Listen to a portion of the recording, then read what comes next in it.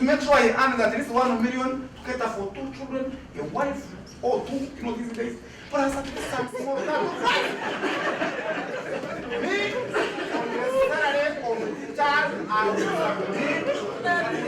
emisaala gy'abasomesa gizadde leenya. Abaka batabukidde minisita wamu n'abakungu mu kitongole ky'ebyenjigiriza okuleeta embalirira y'omwaka gw'ebyensimbi 2022-2013 ng'abasomesa babongezezza ebitundu 15 ku buli 100, so nga gavumenti ezeesuubiza nti baakuweebwa ebitundu 3 ku buli 100. But time will come. Heat is building up. The volcanoes will erupt. Even London, you will not go there. Omusomesa n'abo omujiga yajja okulinnya ku lubaawo. Teri kusomesa. Teri kusomesa. Tolinnya ku lubaawo. Abakeera batiisizza nti bagenda kuyisa mbalirira ya byansimbi okutuusa nga gavumenti etuukiriza ekyo kye yeeyama. What are we going to tell them if we convince them that you go and teach? We are looking into this matter seriously. Here we are saying there is no money for teachers. 1.4 trillion shillings unused. And the donors are saying if it is not used by a certain period, it will be taken back. Now what government is doing is to look for funding projects to allocate this money.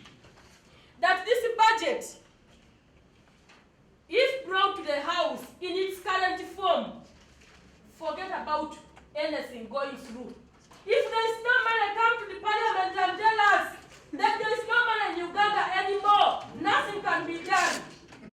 Minisita Kamanda Batalinga tebamuganyiza kwerwanako ne bamuwerekereza ebigambo era bamu ne bategeeza nti beetegefu okugoba mu kibiina kya NRM singa kaweefube gwe baliko okulwanirira abasomesa gavumenti emunyooma.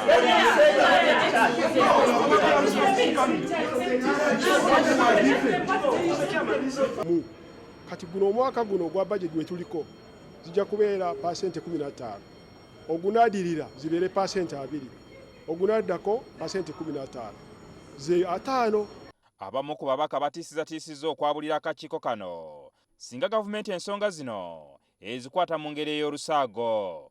Naye kye mba mumanya essaawa etuusa akakiiko ka social services ffenna tukaveemu kubanga tetuyinza kuddayo mu basomesa kubalimba kyakubiri. Even if kituka ku level nti committee fena committee tugivwamu wekibanga kituuse ku level eyo nti tukoze ebintu byaffe tubiteeseyo omuntu omala n'avere n'abikyusakyusa mu ngeri enkyamu tetugenda kukkiriza ekyo. Jingo Francis, NTV Akawungezi.